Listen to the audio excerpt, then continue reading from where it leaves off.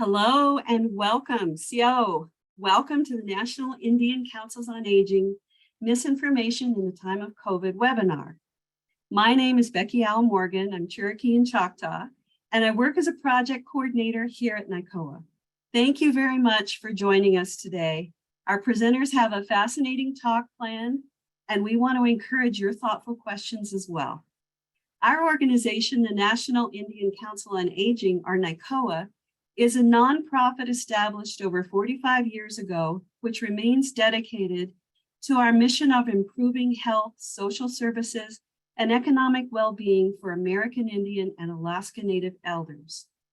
Thank you to our very knowledgeable presenters, Jason Young, Amir Arif, and Larry Curley. And thank you to an important member of our wonderful team at NICOA who helped to create this event, Kayla Sawyer, and she's our technical communications specialist. Let's cover a few housekeeping details. We're recording this session, and so if you miss any part of it, it will be posted on our NICOA website within several days, and that's nicoa.org. You can find it at the top of our homepage by clicking Newsroom and then Videos.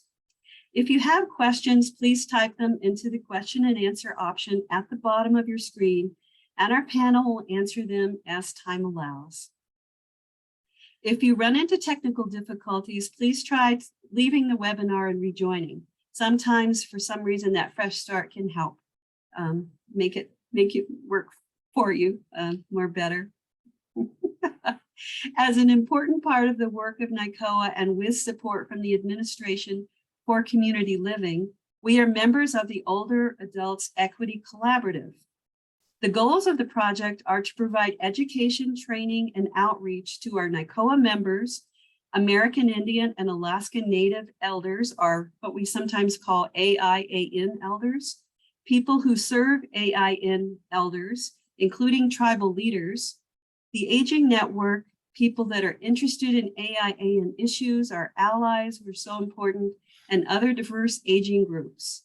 We've developed trainings on how to build relationships with tribes and how to provide culturally relevant services for AIN elders. We're completing work on an AIN disabilities toolkit and continuing to expand the resources available on our website, nicoa.org. And now I'd like to share some biographies of the experts that you'll be hearing from today. Jason Young is a senior research scientist and affiliate assistant professor at the University of Washington, UW for short, Information School. He's also a research fellow at the UW Center for an Informed Public, a world-class research center focused on resisting misinformation, promoting an informed society, and strengthening democratic discourse. Much of Jason's work has focused on supporting Native communities through increased access to technologies like the internet, as well as designing educational programs so that these communities can take advantage of those technologies. More recently, his research has shifted to examine how the spread of false information, sometimes called misinformation, impacts rural and minority communities. He's currently leading a project funded by the U.S. National Science Foundation that creates educational resources designed to help rural communities and Black, Indigenous, and people of color communities to find trustworthy information online. Amir Arif is an assistant professor at the School of Information at the University of Texas at Austin. His research falls at the intersection of computer science and social science and is situated within the fields of human-computer interaction and computer-supported cooperative work. He currently studies how people use communication technologies like social media to spread, shape, and confront disinformation and misinformation. He also conducts research into designing experiences in which we can observe and reflect on our participation in these information spaces and the effects that is having on us.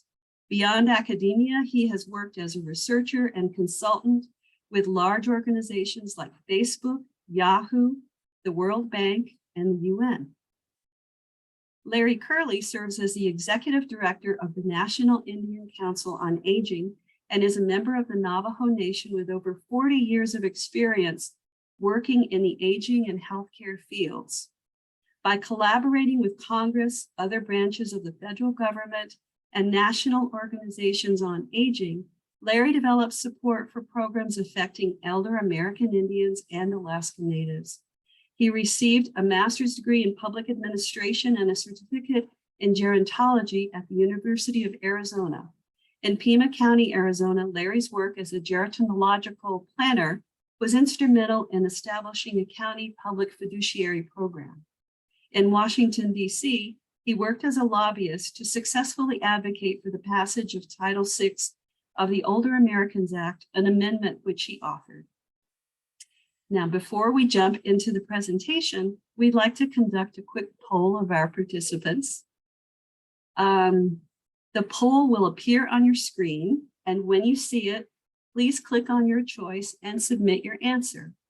We'll see the results after a short pause. Unfortunately, people calling into the webinar will not be able to participate in the poll. Hopefully everyone can see the question. The question is, if you have been a member of victim of misinformation, what type of misinformation was it? The choices are medical, Social Security, financial, legal, science, or political. And it looks like everyone's already made their choices. Just give people a little more time to respond.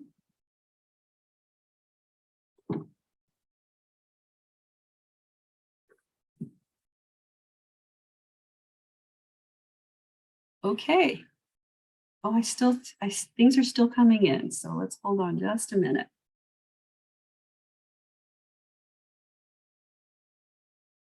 63% have participated. All right. Let's go ahead and end the poll. Very good.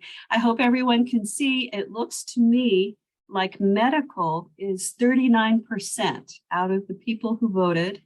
And then coming in second is political at 27%. Financial is 17%. Science is 12%. Let's see. And then there's a tie between Social Security and legal at 2%. All right. Very interesting. So medical is really at the top. All right, Kayla, if you could please close the poll. Thank you very much. Thank you everyone that took part. You people on your side of the webinar, you may need to close the poll results box on your end to make the box go away. There's a little red X in the upper right corner of the poll question. All right, and now thank you everyone. And I'm going to turn it over to Mr. Curley.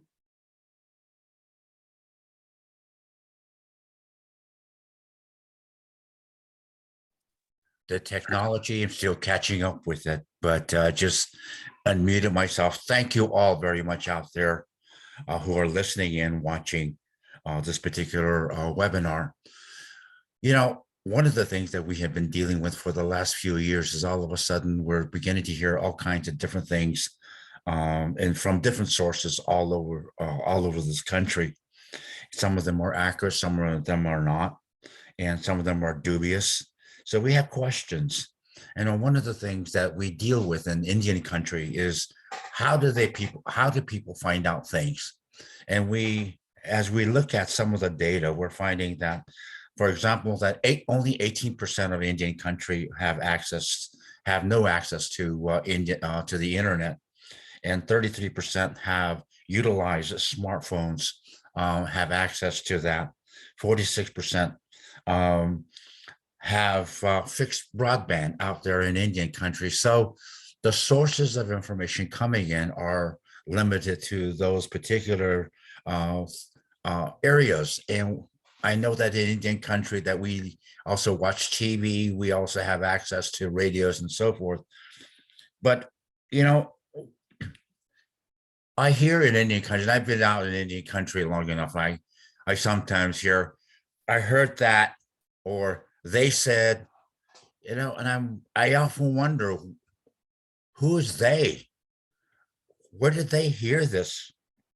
And, you know, there's that whole little story that they tell where you put people in the circle and you whisper something in their ear and you let them carry it around the circle. And by the time it comes back, it has totally changed what you originally said. And I remember one time we used a phrase, the little red fox jumped over the fence in China. And by the time it came back, it was something like China killed a red fox uh, over there. So the message as it transmits around changes. And so by the time you get it, it might not be what it really was when we first started. So that is worrisome because we need to make sure that the information that we have is correct. I know that in the Indian country, a lot of the stuff that we do is done orally. That's our oral history. And that's how we carry messages. And in Navajo, they call that kind of jinn.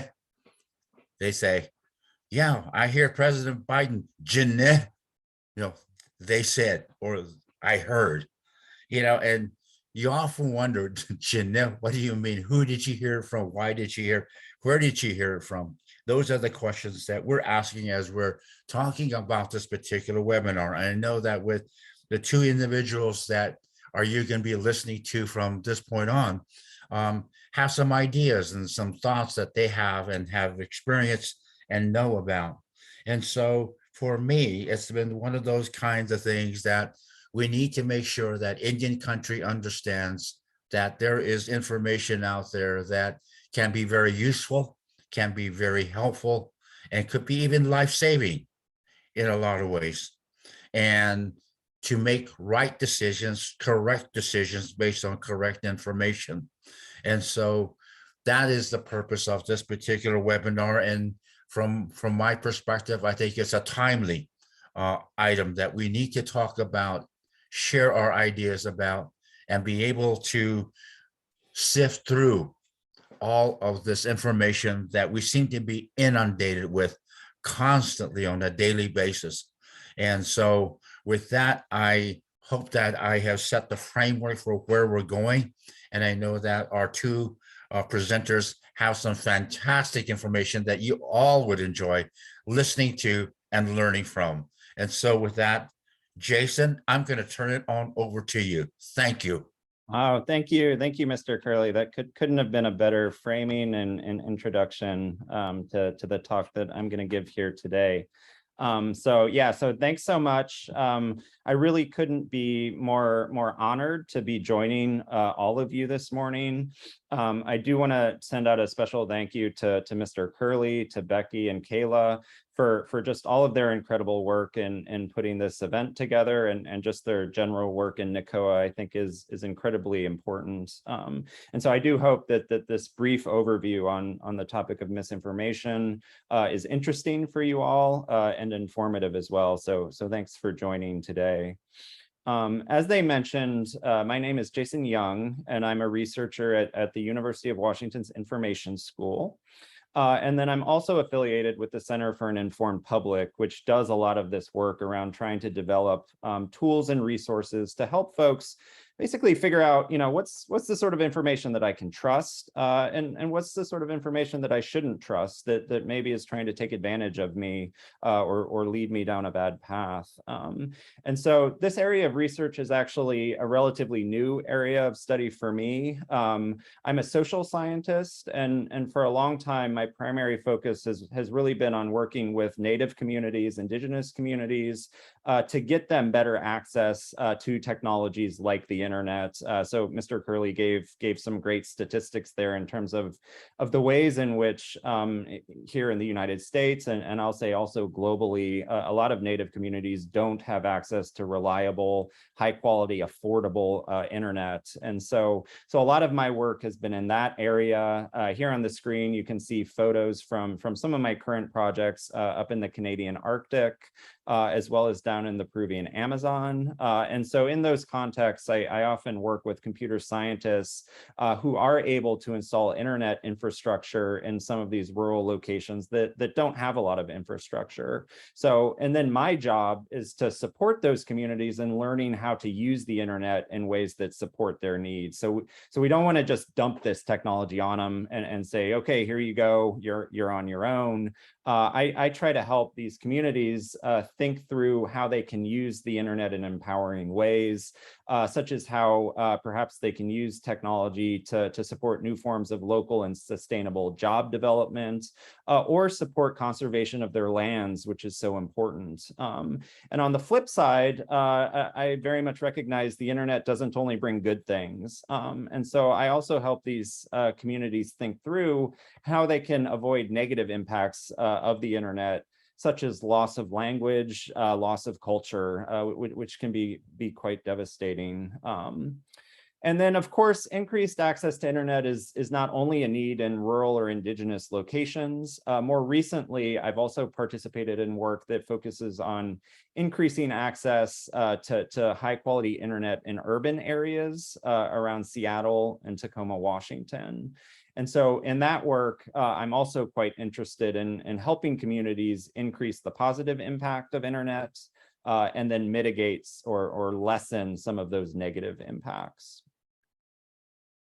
Across all of that work, both in those urban locations and in those rural locations, and all around the world in the US and beyond, I've found that communities are increasingly worried about the amount of bad information that is circulating out there on the internet. And so as we saw from the poll that we started off with, many of you have come across some of that bad information yourselves. And so the communities that I'm working with, they've also raised the point that many of the training materials that are out there, they aren't necessarily very accessible to them and to kind of the specific context of their community. Many times these communities feel like these resources are one, they're not sure which ones to trust. And two, sometimes they're designed more for, say, college students or high school classrooms. And they don't necessarily address the realities of how bad information flows within their communities. And I think Mr. Curley gave some examples of how in Indian country, perhaps that word of mouth element is quite important and perhaps is not sufficiently addressed in some types of misinformation or digital literacy training. And so in response to those concerns, I joined some other great researchers at this new center at University of Washington, which we've named the Center for an Informed Public, or the CIP, and you see our logo there. And so we've been working on trying to design tools and other educational resources that people can use within their communities to kind of identify this bad information and find trustworthy information that they can really count on. And so as part of those efforts, I'm currently heading up a large team. Emmer's part of this team, a leader on this team as well, but it has both academic and community-based researchers, and it's called Co-Designing for Trust. And that team is working with community organizations from public libraries to community orgs to K-12 schools, to design educational resources that are really tailored to the unique needs and interests of those communities. And based on that work, the great folks here at the National Indian Council on Aging reached out to us with the hope that we could help initiate a conversation about misinformation amongst some of the elders that they serve. And so that's a long way of saying that's exactly what I'm here, and Emmer's here to kind of initiate that conversation today and just get some of these issues on all of your minds, so that we can work together to find the best solutions that we can for you all. Getting into the meat of the talk here, I've used this word misinformation a couple of times, and so you may be wondering what exactly is it? I think there are a lot of different definitions of that term out there. It's used more and more. But in this conversation, this presentation, I'm just using it pretty generally to refer to bad information. So that is information that is inaccurate, that's misleading, perhaps inappropriately attributed. So they're saying that person A said this information, but really it was somebody else, person B, or sometimes it's information that's altogether fabricated, so totally false.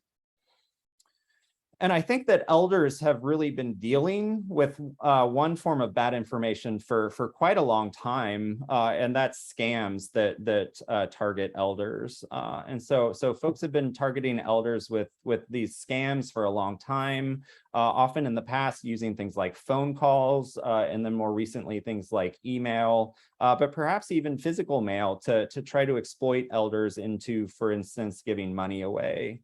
And so on the screen here, I've listed a couple of some of the most common scams that are targeting elders right now. So things like government impersonation. So for instance, somebody calls you on the phone and claims they're from the IRS and they need money right now because you didn't file your taxes wrong, or you didn't file them correctly. And so they're trying to get money from you, even though they're not actually from the IRS. Or similarly, maybe claiming to be from the Social Security Administration and asking you for bank information in order to send you Social Security checks, when in reality, they're trying to get that information for themselves to take money from you. Another common one that I think can be just devastating are these grandparent scams, where perhaps someone calls you, emails you, and is impersonating a grandchild and asks for money because they claim to be in trouble in some way. And so that creates really emotional situations where perhaps people aren't thinking clearly and they're more vulnerable to sharing money with these people in ways where they can't get that money back. And so those are just some examples. Other common scams include lottery scams, robocalls, computer tech support calls. Some of these scams can be quite savvy in tricking anybody, really. And so that's kind of one type of misinformation or bad information that's been around for a while. But now with the emergence of misinformation or these kind of internet-based forms of bad information, we've seen a real rapid expansion of false and fraudulent information out there. And so this is partially because the internet has made it a lot easier for anybody to spread bad information. So in other words, kind of control over sharing of information is not in the hands of just news organizations and government agencies anymore. And so I think that this quote captures that reality pretty well. Professor Hani Farid argues that we're now in this perfect storm where anybody can create content easily, inexpensively, quickly, and then they can deliver it en masse to the world through Twitter, through Facebook. And they have a very willing and eager public that amplifies that spreads it to their friends, to their family. And so then Professor Alexandra Min-Stern, who's a librarian, argues that really we have all become more susceptible to this misinformation, to such a point where sometimes people don't even seem to care whether information is true or false. So she argues that in many ways we're now living in what she calls a post-truth era, where whether it's a lie or truth doesn't matter to many people. What matters is that whatever these facts are, they actually resonate and make sense to people. And so she's arguing that this has created a dynamic where people are willing to spread information without fact checking it at all. So they don't care. They're gonna share it as long as they kind of like the message. And so her fear is that this means that misinformation spreads even farther because people aren't doing kind of their due diligence to make sure they're caring for others in their social circles to care enough to check that they're sharing information that is true and real.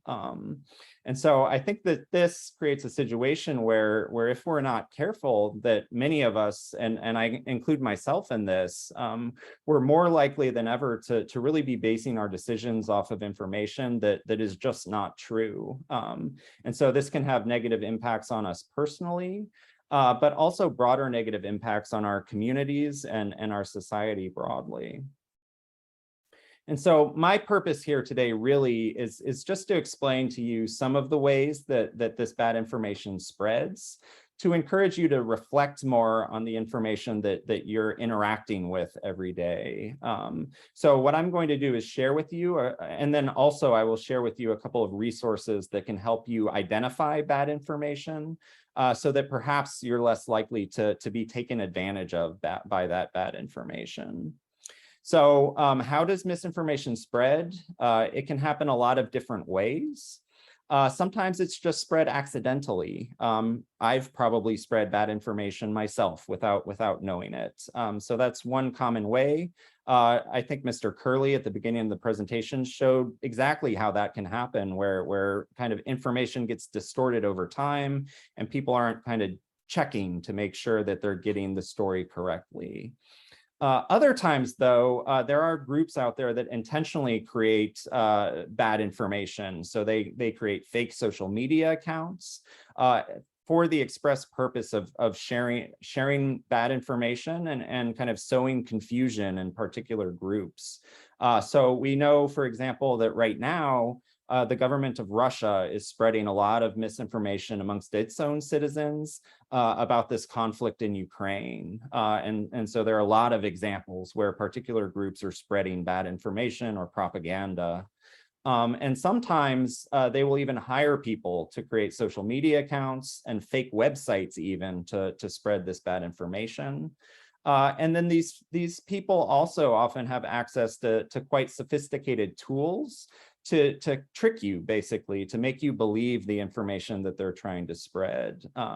So, for example, perhaps you've heard of these things called bots, which are basically little computer programs which can automatically spread messages through additional fake accounts. And so essentially what that does is it can make it look like a lot more people agree with the information, which may make you think it's more credible, right? Like a lot of people have spread this, so therefore it must be true.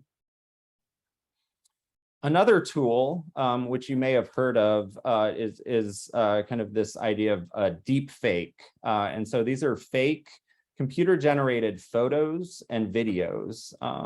So I'm giving an example of a deep fake right here. One of these two photos is a photo of a real person. And the other one is actually stitched together, so a totally fabricated face. And it's stitched together with like the eyes of one person, the nose of another person to create this fake person that someone could use that photo to pretend a real person is using a fake Twitter account or something like this. So my question to you all, and I think this is really hard for me, but which one of these two is the real person?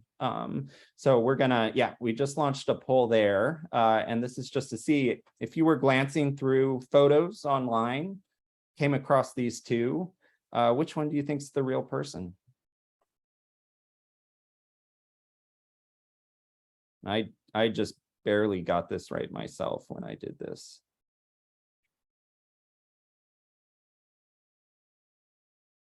And Kayla, I can't see on my end how many folks have filled it out, so feel free to share the results whenever you think it's the right time. I can jump in if that's okay. This Sure. is Becky. It looks like there's 75% of the people on the call have participated. And so 70% have chosen the picture on the left, 30% the picture on the right. Okay, great. Yeah, so you all are good. You're sharp. 70% of you are correct. The photograph on the left is the real person.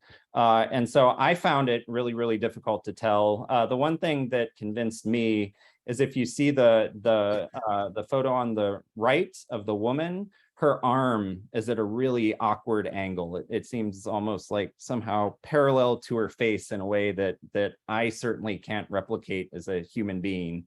And so there are sometimes these very subtle tells, but it can be really hard, and it can be especially hard if you're, just going through the internet really quickly and not really thinking about things.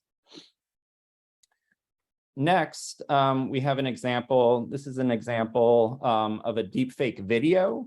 So they're actually able to kind of create fake situations where it looks like one person is talking and interacting when they really aren't. And so I think this can be even more dangerous in a lot of ways. Imagine if you had the power to create realistic videos where politicians or other authority figures are spreading false and dangerous messages. Other times, though, and this will be the example I give here today, these videos can be a bit more fun. And so the one I'm about to play shows what it would have looked like if Burt Reynolds had starred as James Bond instead of Sean Connery. And I'm just blown away every time I see this, that it just looks so realistic to me. I need another 1,000. I admire your courage, Miss... Trench. Sylvia Trench. I admire your luck, Mr. So you can see Burt Reynolds there on the right-hand side.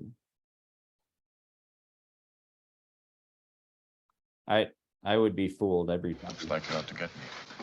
It's an idea at that.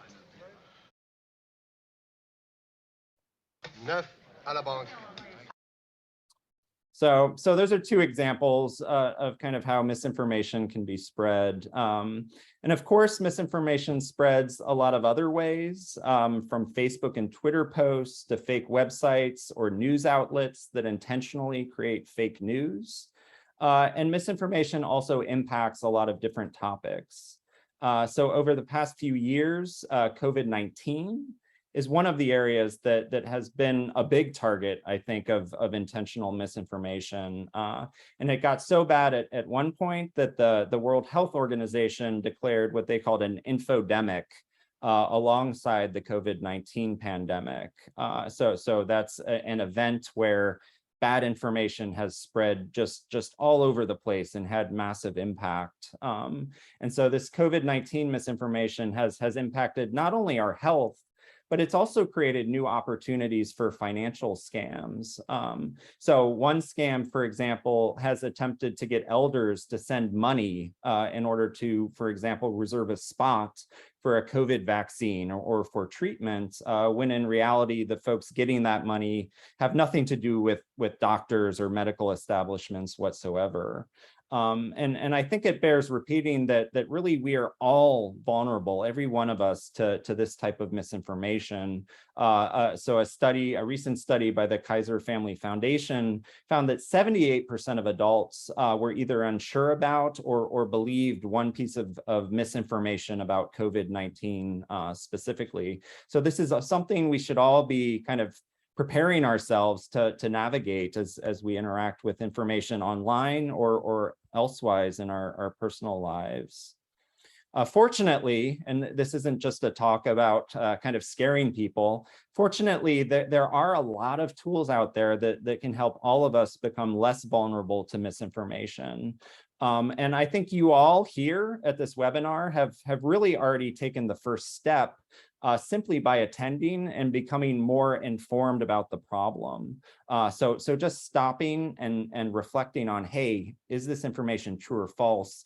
Maybe I should check with my grandchild. Maybe I should check with my friend and just make sure that I'm getting the right thing. That's a big step in moving towards solutions. A next step may be to learn some basic digital literacy skills that you can use to help fact check claims that you come across. And some of those can be quite simple and really quite effective. So I have an image there that's adapted from what's called the SIFT method. And this is a method created by a colleague of ours at the UW CIP that teaches people to follow 4 basic steps. So one, the S is stop and think about whether the information might be suspicious or untrustworthy. Second, the I is investigate. Investigate the source of your information. And this includes, even if it's by word of mouth that you're hearing something, ask another friend, go to Wikipedia or a different type of website to investigate kind of where this is coming from. The F is find that other source to double check the claim.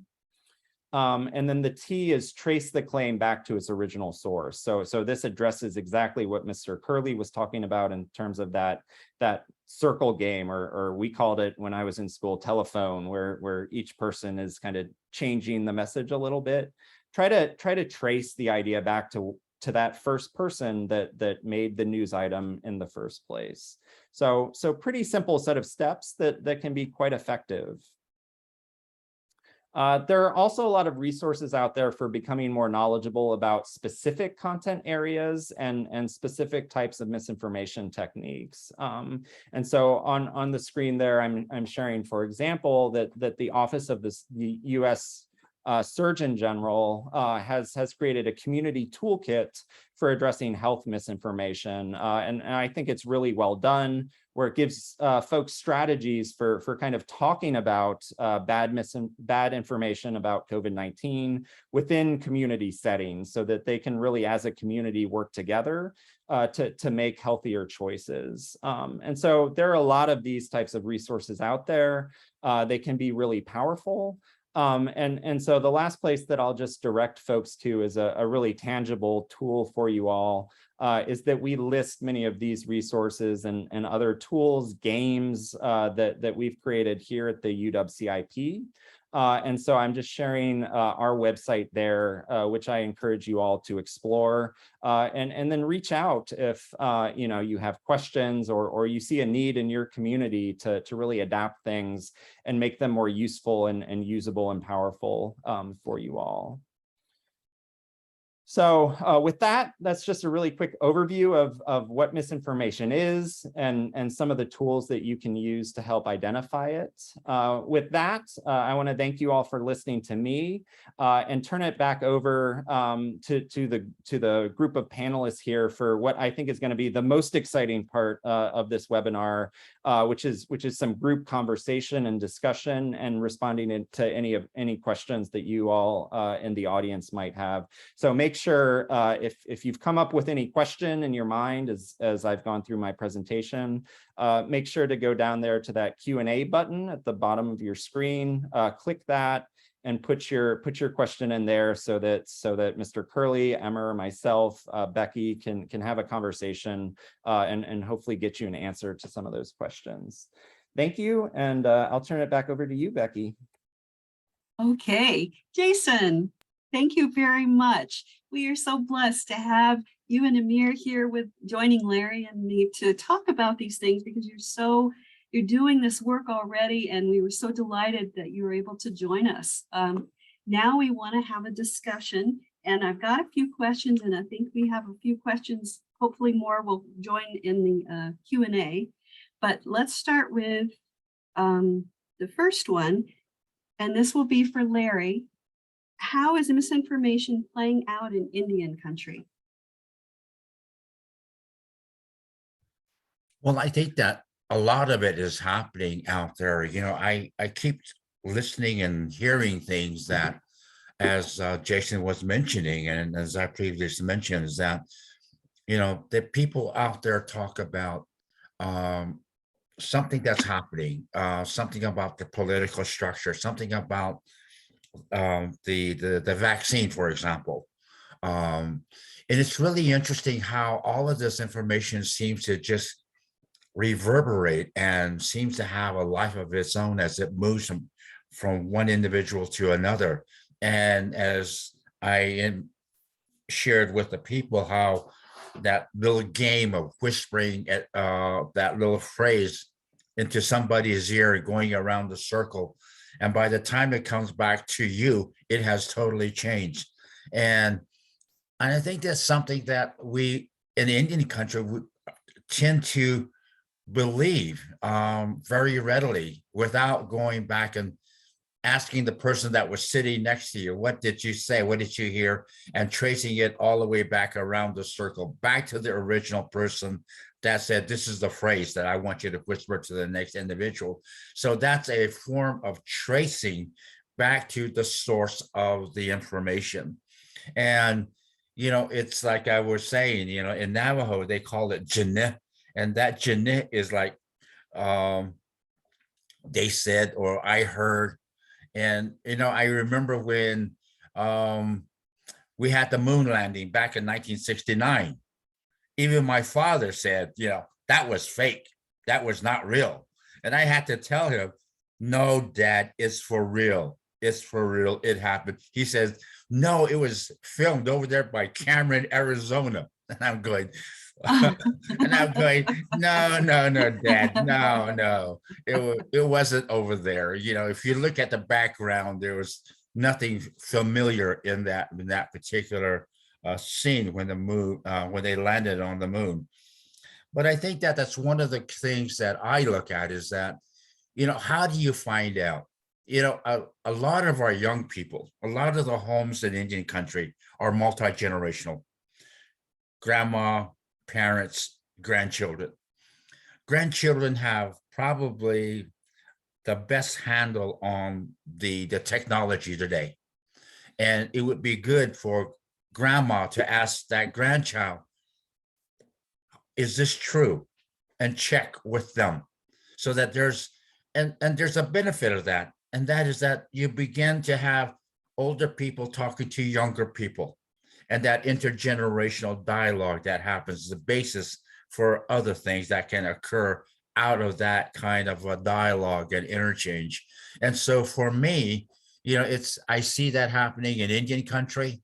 I see, for example, when they have in the tribal newsletter or the tribal website, I hear and see it's a lot of the stuff that's out there is political. It is political.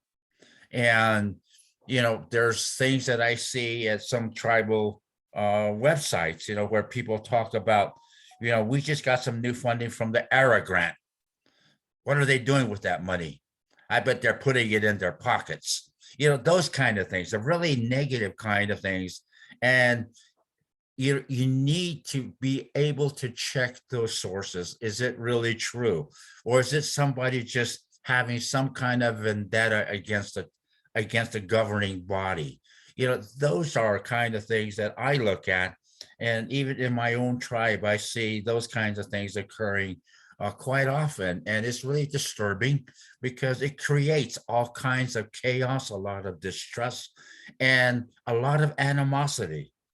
And for me, that is not the Indian way. One should treat one another with respect and the dignity that they deserve.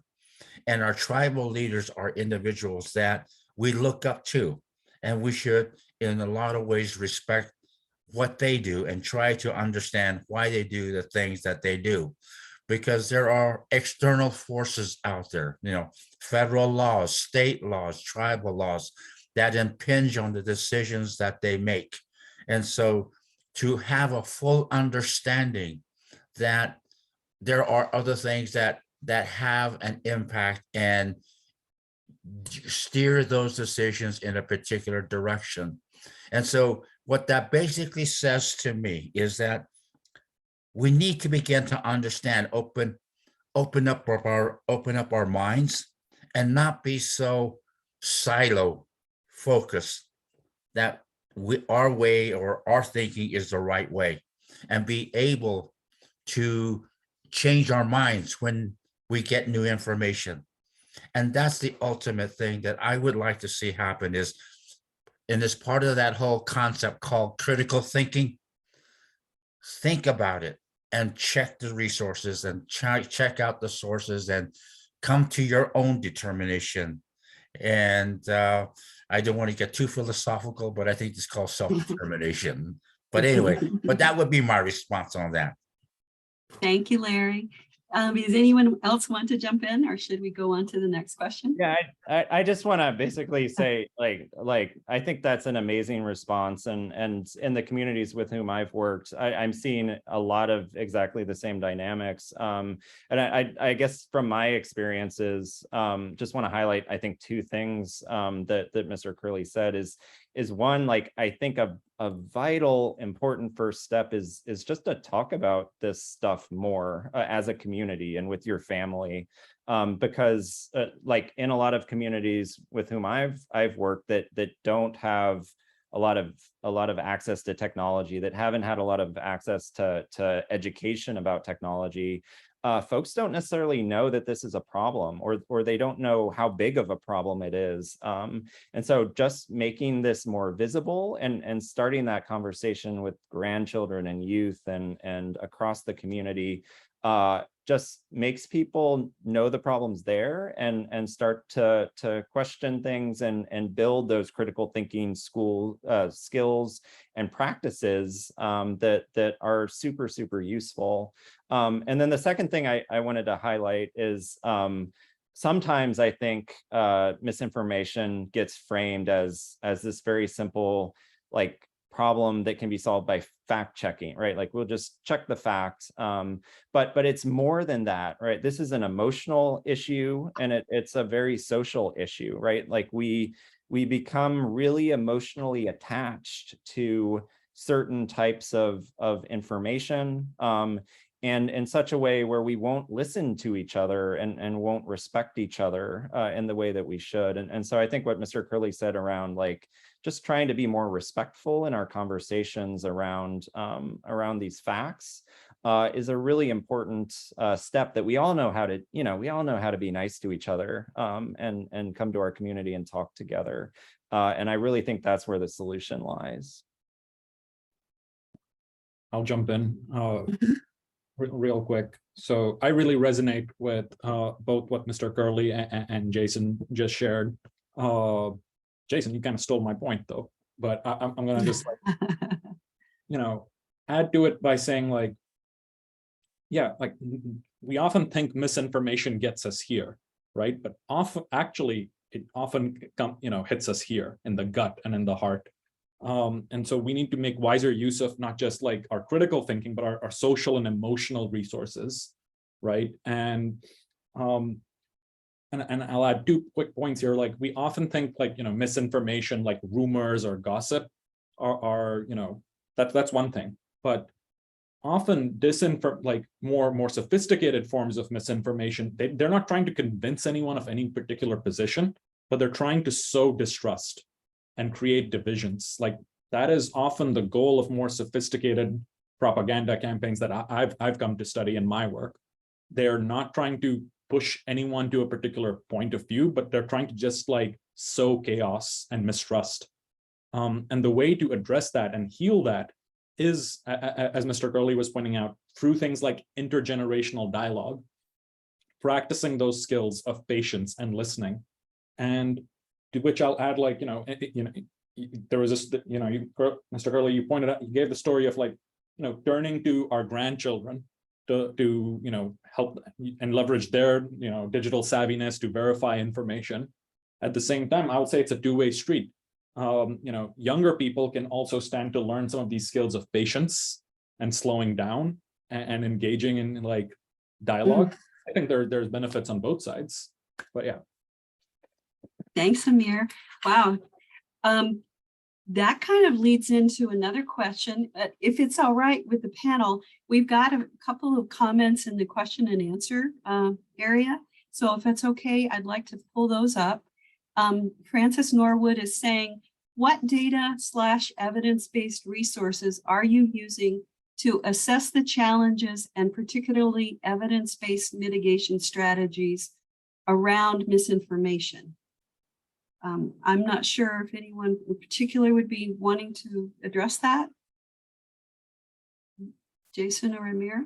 I can speak a little. Okay. So I'll speak a little bit to one of the projects that Emma and I are working on, which is this project called Co-Designing for Trust. And it's really a very much a community-oriented project. We're working with a lot of different rural communities, also Black communities, to develop kind of basically educational resources that are very contextualized to their needs. So recognizing that if educational programs are more culturally sensitive and kind of recognize the unique histories and needs and interests of communities, people are more likely to go to the program in the first place, and definitely more likely to kind of education does no good if we don't use the tools that the education gave us in our everyday lives. So educational programs need to resonate with us. And so we're working with these, 5 different sets of communities, really more than that, but working with communities to design educational tools. And then we're also working with those communities to assess or to evaluate the effectiveness of those educational tools. So on our team, we have a large kind of team of educational evaluators, as well as psychologists, because we're recognizing this isn't just learning like cognitive critical thinking skills. It's also, these emotional impacts of misinformation. And so we're doing things like, measuring basic things that teachers do, measuring kind of like a pre-test and a post-test and evaluating what people learn. But we're also working with communities to understand kind of other ways in which we need to evaluate these programs in evidence-based ways. So taking into account like how engaging was this program? How likely are people to actually use it in their everyday lives? And so we're developing out evaluation frameworks to make sure that these tools are effective, teach people things, and are like fun and engaging and useful in real world contexts. So that's, I guess, an answer for, it gets a little bit scientific, but an answer from the perspective of our project. Thank you. Again, Ms. Norwood has a recommended reading called Denying to the Grave by Gorman and Gorman. So share that with everybody. And then this goes back to what Amir was talking about, but I'm addressing to start with Jason. Are there differences between young and old in their tendency to believe misinformation? Yes, but it's complicated. It's very mixed. So I can't tell you, for instance, that one group is like more vulnerable than the other group. The evidence is a bit mixed, but I can tell you kind of some of the general kind of tendencies that researchers have discovered. There are some things about elders that make them less vulnerable to misinformation. So for instance, elders have been around for quite a while, much larger knowledge base. So you have this big knowledge base that can help guide you in deciding whether, a particular claim seems outlandish or seems like, oh yeah, that kind of is consistent with other things that I've learned throughout my lifetime. That also a lot of times elders have the time and take the time to read more information from varied sources. And so that can help them naturally kind of do fact checking on their own. Some factors though make elders more vulnerable to misinformation. So as Mr. Curley mentioned, oftentimes youth naturally have more opportunities to learn about technology. And so some elders just haven't had those opportunities to really learn how to use some of these technologies and to get that knowledge.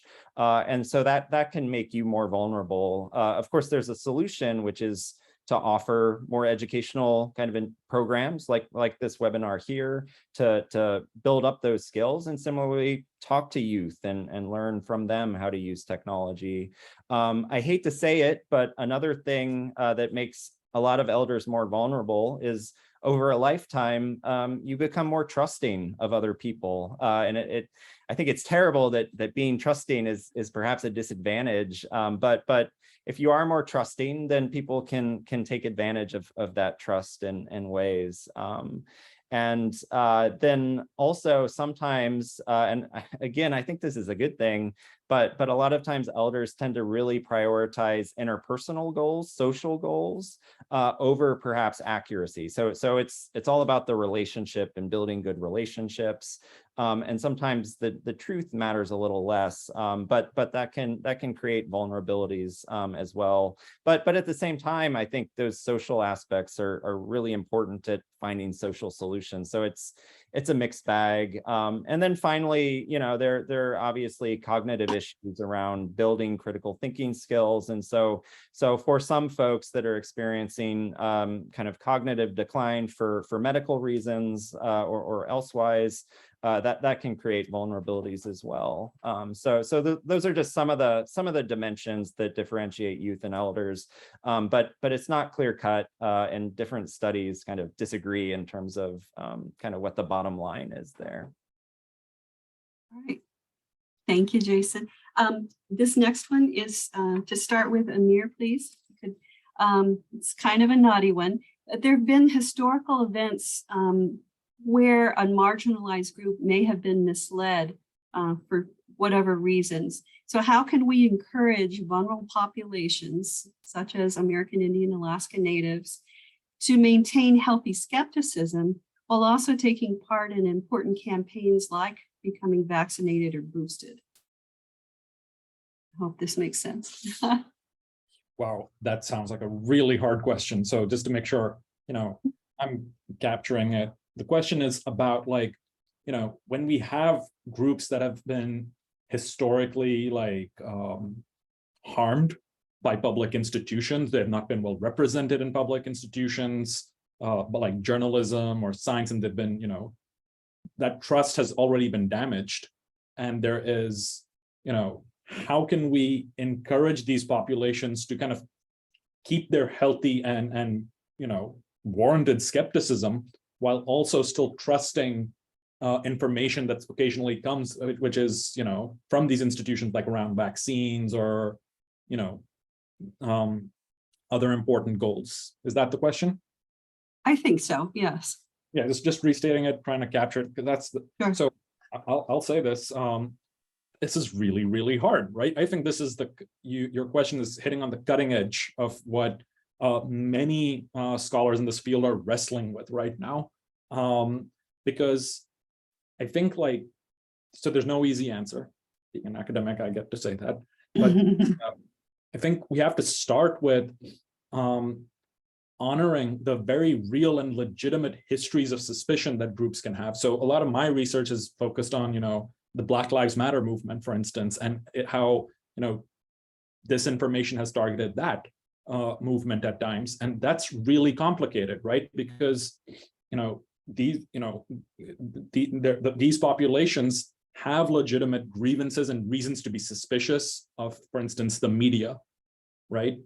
At the same time, bad actors can actively exploit these histories for their own gains, right? They can try to amplify and try to inject themselves into these conversations and try to capitalize on the suspicion for their own ends. Think about how anti-vaccination movements can do this, for instance, by picking up on legitimate mistakes by the medical community. So how do we get around this? I think one answer I can give right now is kind of building on that emotional and social stuff. We need to kind of, and Mr. Curley was speaking to this, right? We need to kind of come up with a kind of way of doing critique and critical thinking that goes beyond finger pointing, right? We need to figure out how to do that work of critique and critical thinking in a more non-violent way.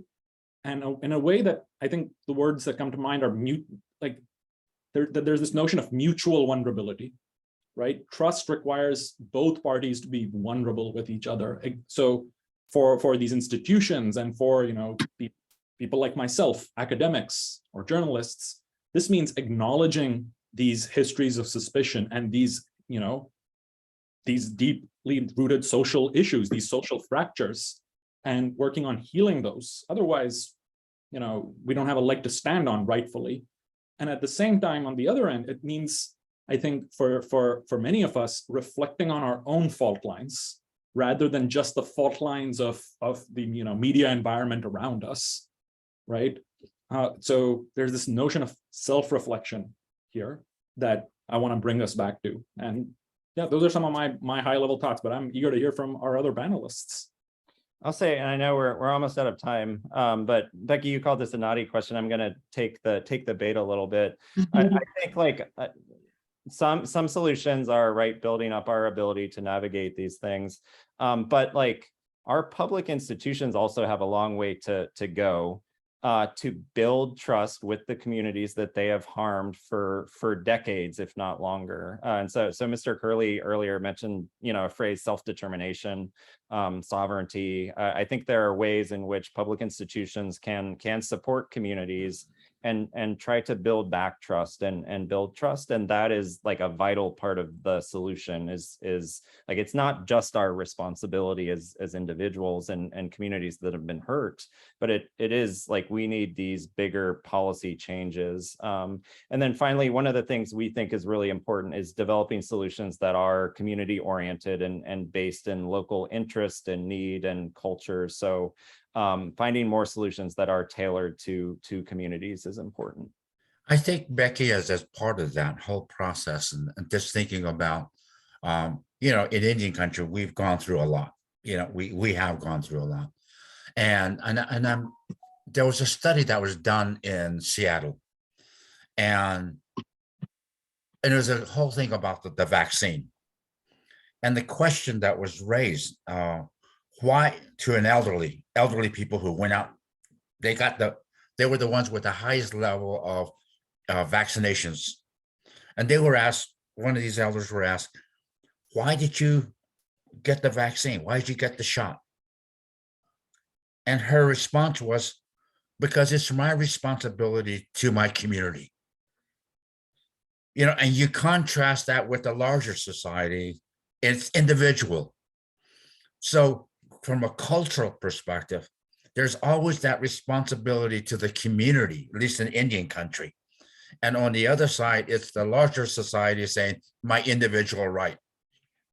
And so there's these two cultural perspectives that play into it. And so when we develop policies, we need to take a look at the underlying cultural aspects and their belief systems in making sure that these public institutions that are making these policies remember that these are the things that these particular populations went through, and gear and tailor their messaging in that particular fashion. Thank you all. We are actually, sadly, a little bit over, but if it's okay with our attendees and our panelists, I realize everyone has many busy things in their schedule, but would you like to make a closing comment before we end? And thank you for staying on if you're able to.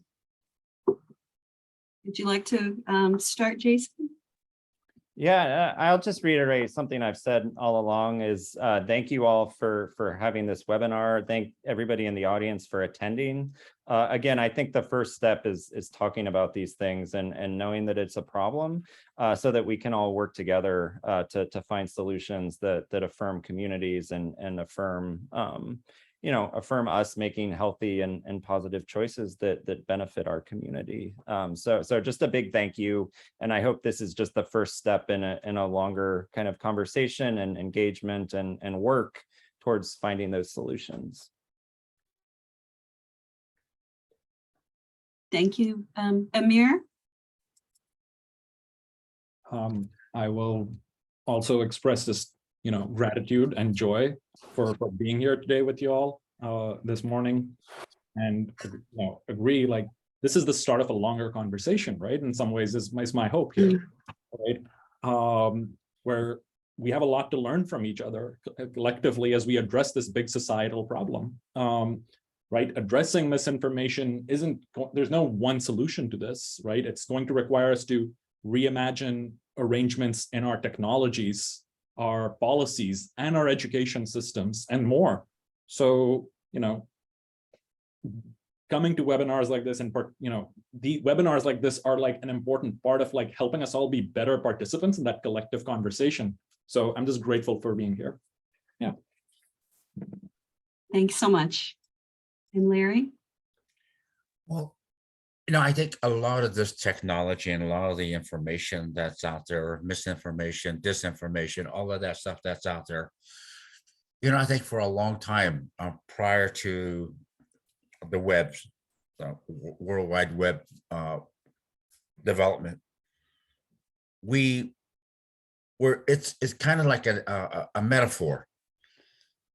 People, it's like a dog you tie a dog up, and it knows after a while how long that rope is. And it runs, then it stops because that's where the rope stops it. And then one day you take that rope off and that dog will run right up to imagine where the rope was still there. But that dog will realize sooner or later that there is no rope. And that dog will take off and run around all over the neighborhood. Technology is the same to me. In my looking at it, is that we had information up to a certain point back in the old days, but now we have this information deluge that's coming in, and we don't know what to do with it. This information keeps coming and coming.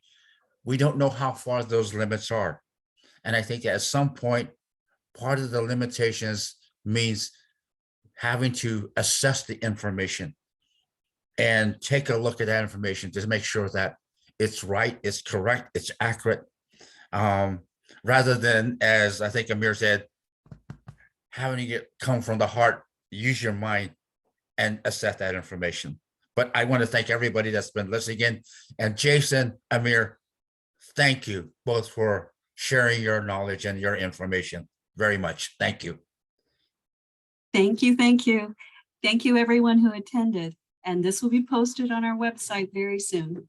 Thank you. We'll see you next time.